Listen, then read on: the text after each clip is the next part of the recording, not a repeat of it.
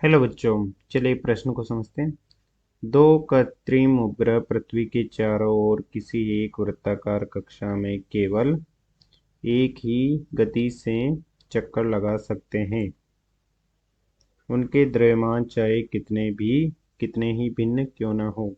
इस कथन की पुष्टि कीजिए। मुख्य अवधारणा में हम देख सकते हैं कि इस प्रकार से पृथ्वी है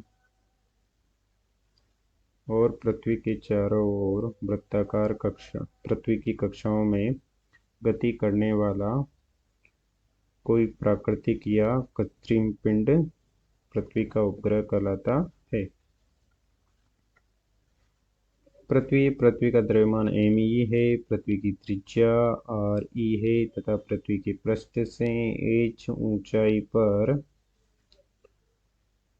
या पृथ्वी के केंद्र से r दूरी पर कोई उपग्रह जिसका द्रव्यमान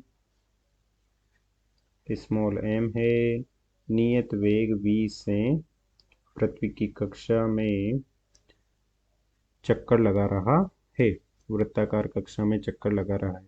तो वृत्ताकार कक्षा में चक्कर लगाने के लिए उसे आवश्यक अभिकेंद्री बल जो कि है mv²2/r,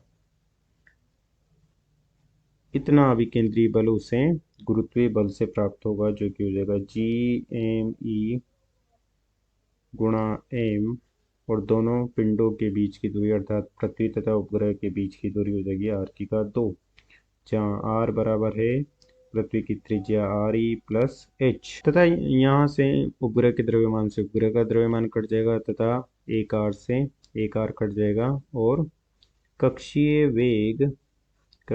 वेग v बराबर प्राप्त हो जाएगा हमें वर्गमूल Gme/r का वर्गमूल, जहाँ हम देख सकते हैं कि कक्षीय वेग उपग्रह के द्रव्यमान पर निर्भर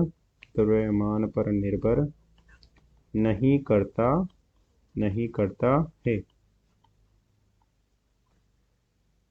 यदि दो भिन्न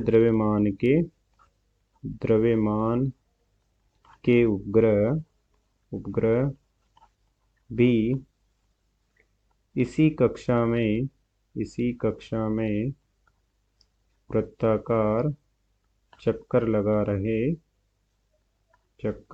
रहे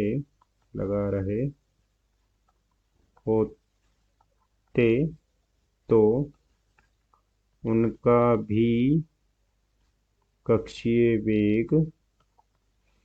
वेग v बराबर वर्गमूल Gme/r ही होगा। अतः दिए गए कथन की हमने पुष्टि कर दी है, अर्थात यदि दो भिन्न द्रव्यमान के उपग्रह होंगे तो उनका वेग भी समान ही होगा, अर्थात वह समान गति से पृथ्वी की कक्षा में चक्कर लगा रहे होंगे। इस प्रकार से हम दिए गए कथन की पुष्टि कर सकते हैं।